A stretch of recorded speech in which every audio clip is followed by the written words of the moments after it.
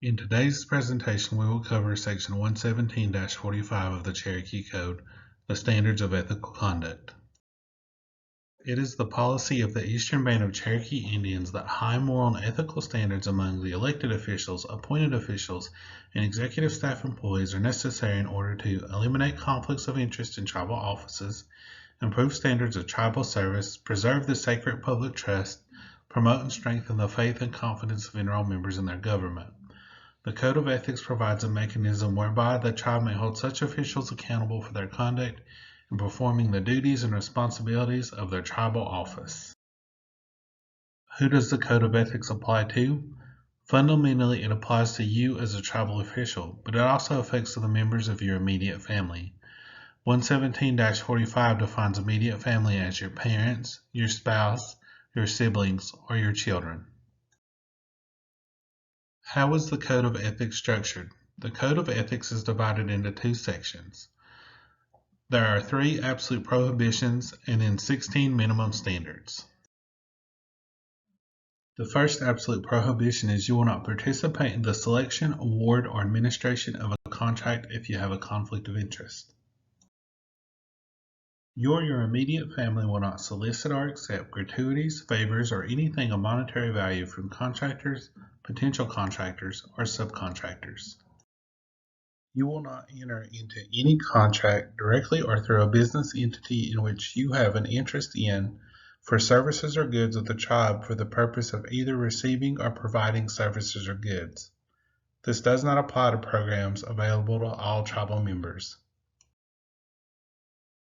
We will now talk about the minimum standards. The first is you will treat service to the EBCI as a sacred public trust with fiduciary responsibility by upholding and acting in accordance with the laws of the EBCI and engaging in the proper governance of the EBCI. You will not allow financial interest to conflict with the conscientious performance of obligations inherent to your office. You will protect, conserve, and ensure the appropriate use of tribal resources.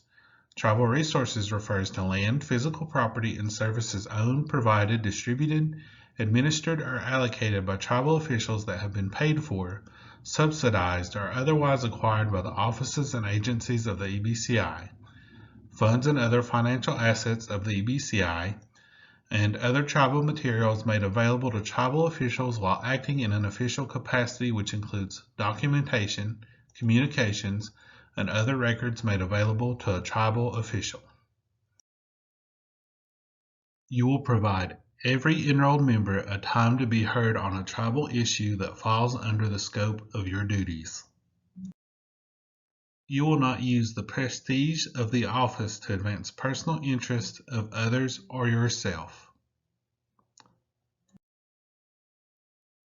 You will disclose instances of fraud, waste, abuse, corruption, or violations of the Code of Ethics. You will respect and honor the customs and traditions of the EBCI. You will abide by the laws and disclose any charges and/or convictions. You will report any gift, donation, or contribution received or provided in accordance with the ethics rules of procedure. You will not threaten, intimidate, or discipline any person as reprisal for any legitimate action. You will not offer, solicit, or accept, directly or indirectly, anything of value if the gift could reasonably be expected to influence or be a reward for action or inaction.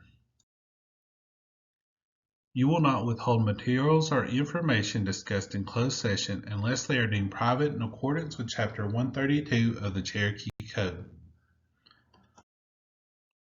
You will not take any official action or participate in a decision if it will have a direct and predictable effect on your financial interest, personal interest, or present you with a conflict of interest. You may participate in activities that do not detract from the dignity of the office or interfere with the performance of official duties. You will maintain or enhance the honesty and integrity of your respective office.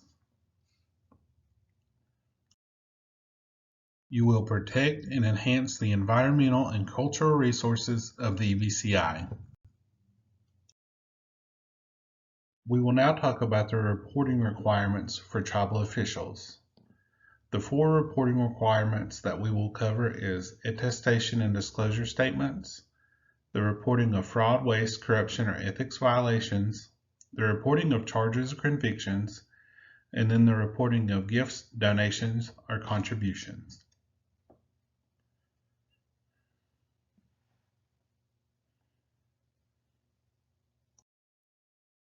As a tribal official, you will file an attestation and disclosure statement with the Office of Internal Audit and Ethics upon election or appointment and no later than October 15th of every year thereafter.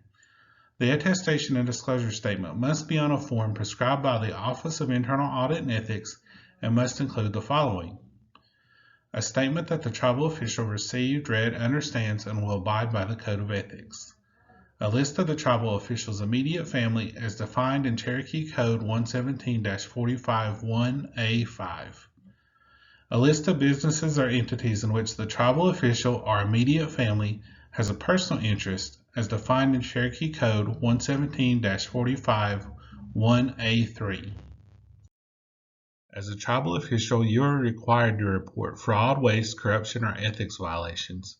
You may do so by calling the EBCI hotline, by visiting the Office of Internal Audit and Ethics website, or by coming by our office in person.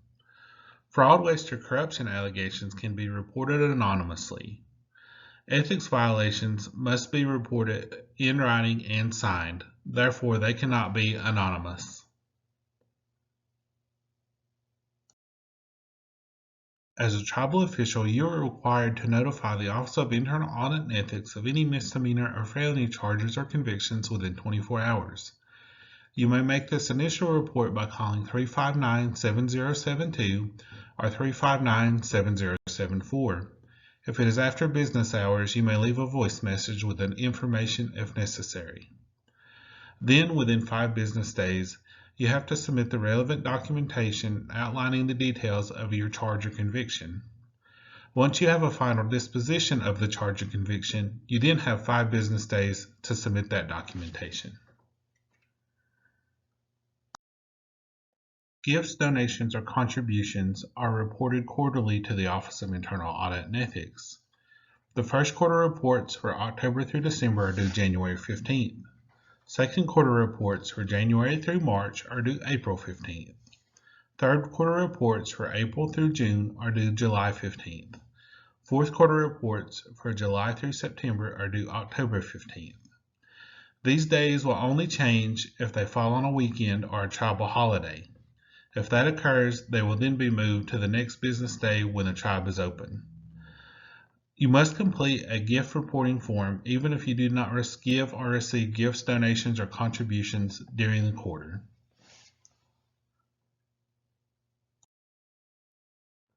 If you do not file a report as required, the following will be imposed. First failure to report, written reprimand. Second failure to report, $50 fine. Third failure to report, $100 fine. Ongoing failure to report will be considered as an ethical violation. If you feel an imposed penalty was unfair or unjust, you may request a review of the matter by the Audit and Ethics Committee or the Ethics Review Subcommittee. This slide presents the ethics complaint process, followed by the Office of Internal Audit and Ethics when we receive an ethics complaint. Once the complaint is received, ethics staff will do a review for completeness and jurisdiction. If all the criteria is satisfied, then the complaint is sent to the tribal official that the complaint is against, and they have 15 business days to submit a written response. If they do submit a written response, then the response and the complaint is reviewed by the Ethics Review Subcommittee, and they make a determination of the need for an investigation. If there is no need for an investigation, then the complainant and the respondent are notified by letter, and the complaint is dismissed. If there is need for an investigation, then ethics staff will conduct interviews, gather any evidence, any documents, and any video recordings there may be that pertain to this incident. They will then prepare a findings of fact and present that to the Ethics Review Subcommittee.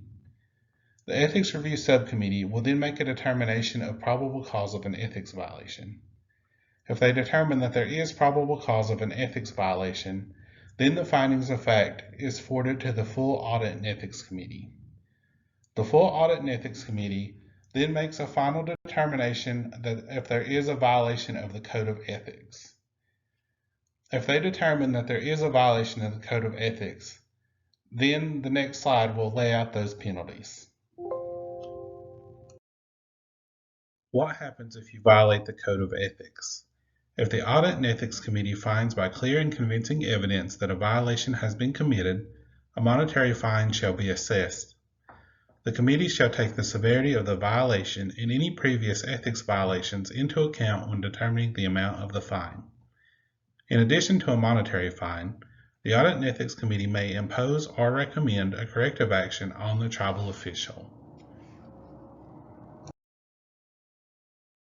Advisory opinions are used by the Office of Internal Audit and Ethics to clarify our interpretation of the Code of Ethics.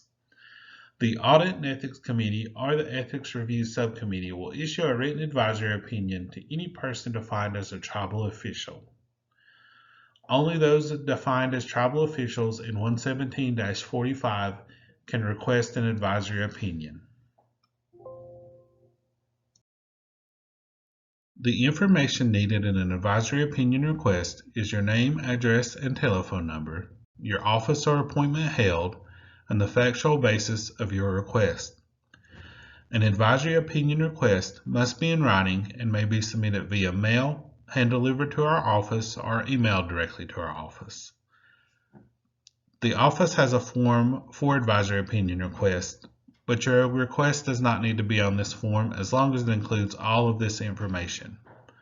Once an advisory opinion is finalized and approved by the Audit and Ethics Committee, it will be sent directly to you as the requesting party. Then a generalized version will be published on the Office of Internal Audit and Ethics website. The final slide is the contact information for the ethics staff. If you have any questions, please feel free to contact us. Thank you for your time.